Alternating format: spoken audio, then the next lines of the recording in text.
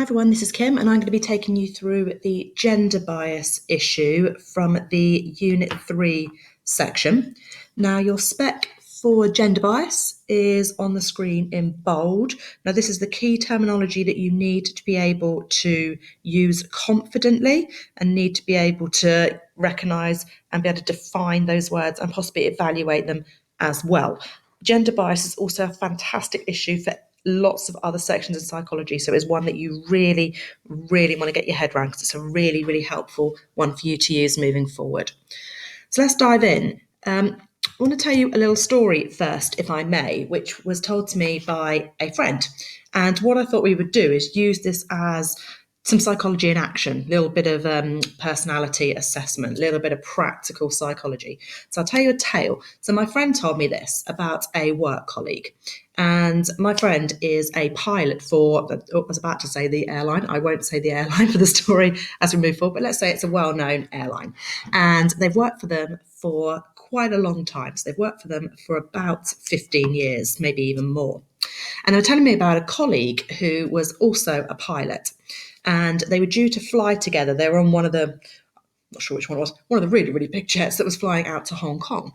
And when they have 3 pilots on flights of that length, and my friend was there with one of the co-pilots, and the 3rd pilot turned up and was clearly really drunk. I mean, I was about to say too drunk to fly a plane, but I don't think there is a limit to any alcohol before you fly a plane. And the reason this is brought up for this, you'll be pleased to know that they didn't fly the plane and they've got into a lot of trouble about this since. And what my friend was commenting about was how when people were drunk, one of the main things that they were spouting was gender bias beliefs about gender generally, and actually how negative it was towards members of the opposite sex. And what I'm using this to try and demonstrate to you guys is how actually we all hold views on gender. It's when they creep into science that it potentially becomes a problem. Now, before we pursue that angle a little bit, I want you to have a little think about these things. If you want to jot these down, you can. If not, just have a think about them for me. So I'm going to ask you about the pilot that turns up drunk. You can write about my friend as well if you want to. But I want you to have a think about these questions. So the first one is, do you think the pilot has a family? Okay, so if so, who is in that family? What are their hobbies? What do they watch on television? What do they look like? Create a picture of that pilot in your head. Okay, so have you got him? You got them? Lovely. Now, one thing I want you to take in about that pilot is, have you pictured a male or a female pilot? Because at no point during my story did I say whether they were male or female. But I'm guessing the vast majority of you have pictured a male pilot. Yeah, I didn't mention what my friend was either. Now, coincidentally, he was male. But the story actually is completely made up. I apologise for lying to you. Maybe I should give you a debrief immediately, of course. But I want to just show you an idea that when we think of pilots, there is this unconscious gender stereotype in there that we are expecting that person to be male. If you had a female pilot in your brain, fantastic, well done. But I'm going to suggest that the majority of people were thinking male, therefore they were thinking more, maybe considered, I'm doing air brackets, you can't see them, but male hobbies. Possibly they're watching football, they're into Top Gear or whatever, those sorts of things, because of how we view genders. Now, that maybe has a problem for society, but also it does have a problem within psychology. And I'm going to come on to with you some of those issues in a moment. Now, first thing is to identify 2 words, because I've mentioned bias already. And what we need to do is just discuss what exactly that means. Okay, so universality. So this is a definition. So if you're using a glossary page, this might be a good thing to copy down. So any underlying characteristics of human beings that can be applied to all despite different experiences and upbringing. So psychologists tend to claim that there are maybe more universals possibly than there are, but time, culture, and gender bias all threaten those universal findings. So when you try and think about what actually is common, what do all human beings do? And actually, there's not a huge number of things that fall into that category. We'll debate that later. So, for example, all humans mark death in some way. So there is some sort of funeral service in all cultures that have been studied.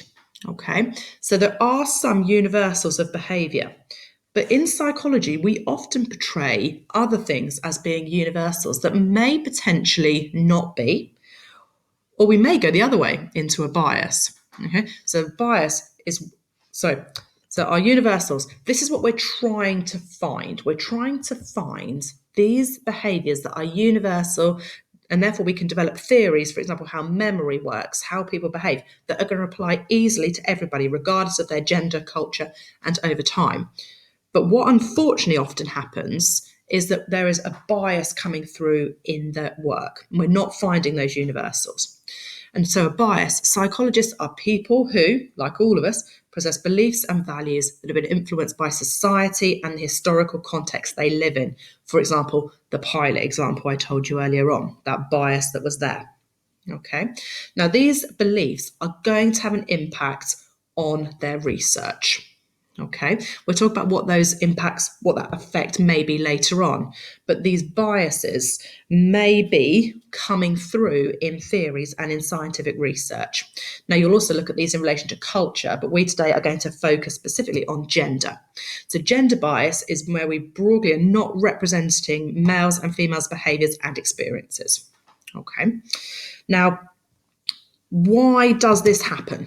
Okay, so why are psychologists applying a gender bias? I have touched on this already, because they're human, okay? And we all are influenced by society.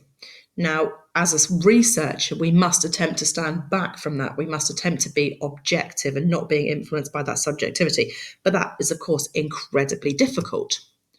So what is the problem with gender bias? So what if we have gender bias in our research? What is the problem with that? Now, I've put here three main issues that come from this. Okay, so leading the science, so science becomes misleading. So it's leading to science being misleading. It's not telling us the full truth. It's upholding stereotypical assumptions, and it may be validating sex discrimination. Now, when we're trying to avoid gender bias, that does not mean that we need to pretend that men and women are the same. Okay? So we don't want to say that actually there are no differences necessarily between men and women, but we want those to be scientifically investigated and not to the detriment of each other. Now, I'm going to give you an example just to try and demonstrate some issues around gender bias. And I'm going to use my two participants here to demonstrate this. So this is Barbie and this is Ken. Okay, so a psychologist is investigating sexual behaviour in males and females, and they're going to do it qualitatively by interviewing some participants. So firstly, they interview Ken. And Ken reports that he likes to go out every night of the weekend, and saying this in the nicest way possible, finds himself having a string of one-night stands. Whereas when speaking to Barbie, it was reported that Barbie doesn't like to go out as much. She likes to stay home and she babysits for her niece and nephew. Okay, so our question, how does the psychologist interpret this behaviour? Now, the psychologist is going to suggest, obviously, we can't just go off these two. I'm aware that's a sample issue, but let's pretend for a moment it's not. We would say that men and women respond differently. They have different ways of viewing mating behaviour. And we'll come to what those are in a moment. But then let's suppose, in addition to these two, we also interview Cindy. Okay? And Cindy reports that, like Ken, she enjoys going out most evenings on the pursuit of another male friend. So what now is the psychologist going to say, now that we've got Cindy having a different view to Barbie, the other female, but actually echoing Ken's behaviour? Okay. Now, what's likely to happen? The psychologist might interpret Ken's promiscuity using evolutionary psychology. He's going to say that actually Ken is looking to have multiple partners so that he's going to increase the chance of him passing on his genes to the next generation. Whereas Barbie, on the other hand, the female sample, okay, she's demonstrating a nurturing behavior. Okay, she's ensuring that her genes are passed on by making sure that any offspring that have her genes survive. Okay, because a female has to obviously have pregnancy, go through childbirth, nurse the child. So those behaviors are a lot more costly to her than a male investment in an offspring is. So Barbie is making sure the ones that she has survive, whereas Ken is looking to spread his seed and pass on his genes. Now, Cindy, on the other hand, what are we going to say about Cindy? Okay, so we're going to say, nope, she's going against nature. She's going against the female behavior. Okay, now what we've got there is an example of an alpha bias. Because what the psychologist is doing by labeling this Ken, this male behavior, and this Barbie, this female behavior, is exaggerating the differences between men and women. He's saying men do this, whereas women do this. Whereas actually, when you add Cindy in the mix, it's not so easy as that, because actually it's not as clear cut in terms of gender. But taking Cindy out the equation, if we're saying men do this and females do this, this is an example of an alpha bias, okay, which leads us on to the types of gender bias that you need to know. So you need to take these definitions down into your booklet. Please pause the video and copy these down if I'm going too fast. Okay, so alpha bias is where we are exaggerating the difference. Okay, you may want to think about this as maybe alpha male showing off his muscles or whatever, exaggerating the physical differences between men and women, for example. Okay, so exaggerating or overestimating the differences between men and women. What does the potential issue with this is that if a theory has an alpha bias, it may devalue one gender in comparison to the other. On the other hand, we could have a theory with a beta bias, which is where we exaggerate the similarity, which is where we actually say that men and women respond in the same way. And that may not, in fact, be the case. Okay? So the consequences of having the beta bias, where you're assuming that men and women respond in the same way, is that actually you're not getting the full truth. Maybe you're misrepresenting how the genders, in fact, behave. So we have our alpha bias and we have our beta bias. And theories may impose an alpha bias by exaggerating those differences, or a beta bias by potentially exaggerating similarities and maybe ignoring the fact that there may well be gender differences. Another one that you need to be aware of is this idea of androcentrism. Now, andro being the male prefix, and then androcentrism. So what is androcentrism? Androcentrism is where you are taking male thinking as the accepted norm. So you're saying that what it is to be male is what it is to be human, and then we are comparing females to that. Okay.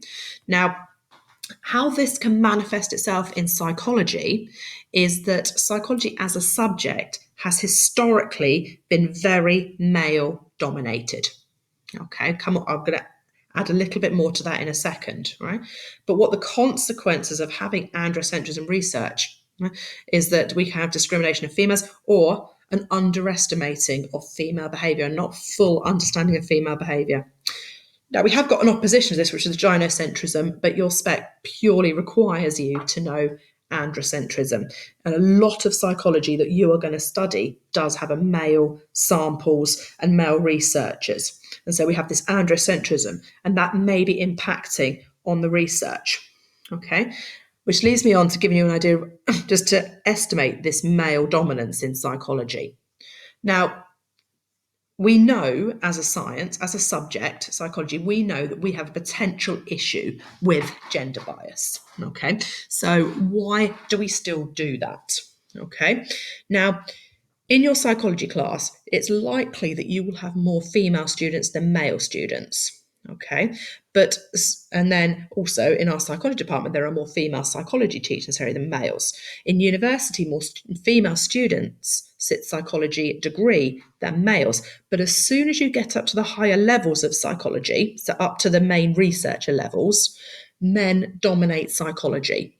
Okay, and so possibly we are following a male set agenda. If males are doing the research, they are investigating things that are important to males. Okay, which may mean that we are not fully exploring some of the more female issues in society. Okay, What else are we doing in our subject that's potentially promoting a gender bias? A lot of the research, okay, standardized procedures, it's assuming that men and women are responding to them in the same way, that being in a laboratory affects men and women in the same way. That may, in fact, not be the case. We may be masking some of those differences. We're not observing them, okay? And finally, about research being published. Okay, now there is a tendency for researchers to only publish data where there is a positive result. Okay, so if you find support for your null hypothesis, people don't tend to publish their results so much. So what then happens is if you find that there aren't any gender differences in your gender difference study, you don't tend to publish it. And so actually we're not seeing maybe all the studies that are finding that men and women's behaviours are actually more similar. We're just finding the stuff that's different, stuff that's going to grab headlines. Okay, so there may be this issue within the whole of psychology, and there are branches of psychology that are attempting to deal with these potential problems. For example, the feminist movement, which we'll come to in a moment. But this alpha bias, beta bias, are these coming as a result of some of these ways that we are approaching the study in psychology. Okay, now that is your AO1. That's what you need to be aware of in terms of this area of study, being able to define your universality, your bias, your alpha, your beta, and your androcentrism. What are the potential consequences of those and why they may be coming about, which hopefully I've managed to cover for you a little bit. Let's have a look at how it can be assessed. Okay, so multiple choice questions, fact recall definition questions, comparing questions, what are the effects of. I haven't done an example of a STEM question in here, but I've also got some, and I will give you a basic plan for an essay on this in a moment. But you've got the different types of questions. So we're going to have a go at those as well.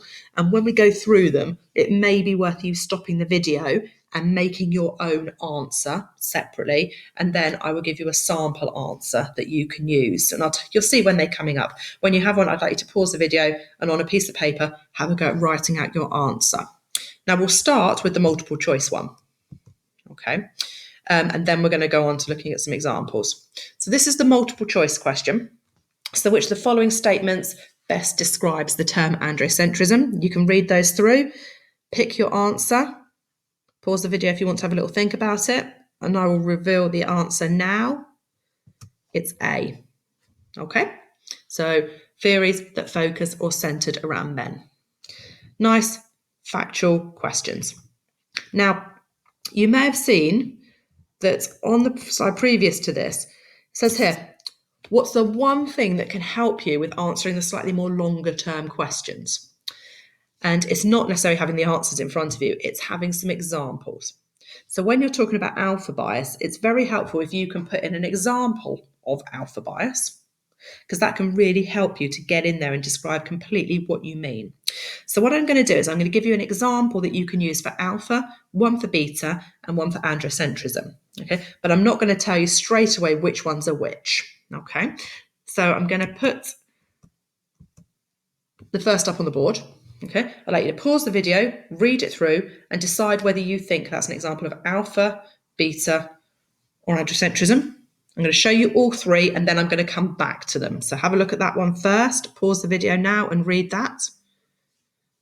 Okay, let's move on to example 2. Again, pause the video and have a read and decide what you think. And this is the third, same thing. Pause the video, read it through. What do you think? Okay, so this first one.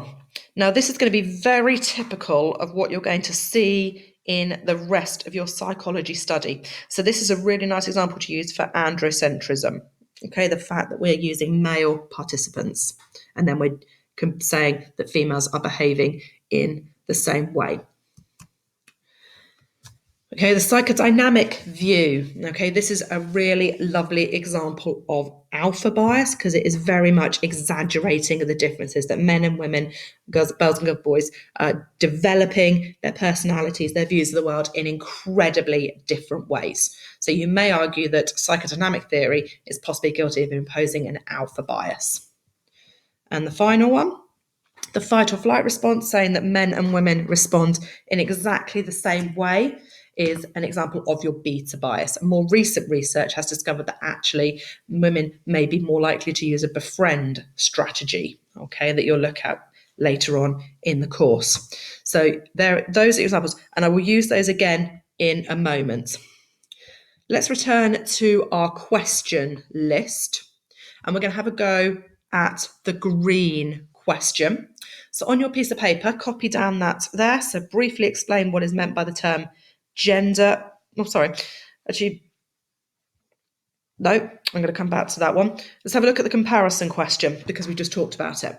So explain the difference between the alpha and the beta bias. And what I would like you to do is to embed the examples of define the term, and then I'd like you to embed the example. So for alpha, you're going to include the psychodynamic approach, and for beta bias, you're going to include the fight or flight response. Okay, so copy that question down, define your terms, put an example. Pause the video and do that task now, and then I'm going to show you an example. Okay, so here is an example for 4 marks. A 4-mark question is 5 minutes in length. Okay, so we would hope that you would be able to cover what's on the screen within that 5 minutes. So I've defined the 2 terms, and then I've used an example. Don't need to go in lots and lots of detail, but hopefully it's clear what I'm trying to do there. Okay, let's return to our slide with our questions. Okay, and I'm going to ask you to have a go at the blue question here. So outline how androcentrism has affected psychological research. And I'd like to include the example, please, of the social research that I mentioned earlier. Pause the video and have a go at that one, please. So that's a 3-mark question. So you've got a maximum of 4 minutes. Okay, here's an answer for you to compare yours to. Okay, so about how we're potentially misleading or putting forward an inaccurate presentation of how one gender will respond. Lovely. If you weren't happy about answering either of those questions, please go back to the video, have a look at what those terms mean again. And if you're still not sure, please do seek help from your teacher or come to a workshop and we will talk them through with you. Now, we also need to be able to evaluate the issues and debates, which is a little bit tricky at this point in the course. So even if you don't follow exactly these points, if you could record them, because when you come back to this as your psychological knowledge grows, they may be a little bit more effective for you. So what we need to look at here is what are the potential problems with this? Has it been improved? Has it been resolved? What is the impact of that? And I'm going to go through 3 with you. Okay, and I've color coded them for appeal paragraph, okay, which I'm hoping you've come across as a terminology so far. If not, have a look at how to go about doing psychological skills. So firstly, gender bias, unfortunately, has only more recently been started to be challenged. Okay, maybe because possibly more females are rising up within the ranks of psychology. So there have been some theories like Darwin's idea of sexual selection that I mentioned earlier about the differences in male and female sexual behaviour, for example, that have just been left. They've just been accepted. Whereas actually now people are beginning to challenge those beliefs. And that should hopefully move to research being more effective, being more open, and possibly being less biased. Okay, I mentioned the feminist perspective, okay, about how we can reduce gender bias is taking this feminist perspective, okay? So actually, you've got there some evidence about how females, yes, there was some evidence that they were less effective leaders than males, okay? But actually, look about how we can go about working with that, not just then saying, oh, then we should not let females be leaders. We should just have males have leaders. No, let's work with this and discover what can be done about this as an effect, okay? And that is going to improve society as a whole, so we can have males and females all being involved in decision making, for example. So this is going to lead to positive improvements in psychology if we can address this balance in psychology. And finally, I don't want this to sound like it's just an anti-male thing, because actually gender bias can also cut other way as well. And that's what this slide's about. So, for example, more women are diagnosed with depression than males. So between maybe 3 and 5% of males will develop depression over their lives, whereas actually it's much higher. It can be up to sort of 11% of women if you're including things like postnatal depression within that bracket. And is the criteria system therefore maybe not picking up depression in males so well? Maybe the criteria system for diagnosing depression is actually more based on women and how they respond in that particular situation. And so actually, could it be that gender bias is actually affecting males in a negative way as well? Is it within our mental health system? And if that is the case, that is something that we need to be very conscious of and have a good look at. So go back through those, jot those down. I know I've gone through them very quickly, but again, do come back to us if you do need any assistance, and of course use your textbooks as well to help you. And finally, I wanted just to show you how this would come together in a large extended question. So your longest question that you can be asked in psychology is 16 marks. Okay, so you're probably looking at trying to do it in about between 20 and 22 minutes, an absolute push. AO1, your description skill. So if you're asked for discussing gender bias, we can go through our terminology, possibly include a basic example to help us out. So our AO1 side, we wouldn't want to be spending any more than 7-8 minutes on, and hopefully you've got a reasonably secure knowledge of that. Now, if you haven't, go back and watch this video through again. And then on our evaluation side, we can pick out some of those examples. We can talk about how gender bias has shown itself in research and what specifically the consequences for that particular research area are. Or we can be more general and we can talk about the fact that this is hopefully beginning to be more addressed, for example, with feminist psychology. And we could look at the mental health system and actually how those negatives could be disadvantaging males as well. Okay, so that's gender bias in a brief whistle-stop tour. I hope everything was clear. If not, please come back to us, have a look at your textbooks, talk to your teachers, come to a workshop, and we'll be more than happy to help you. Okay.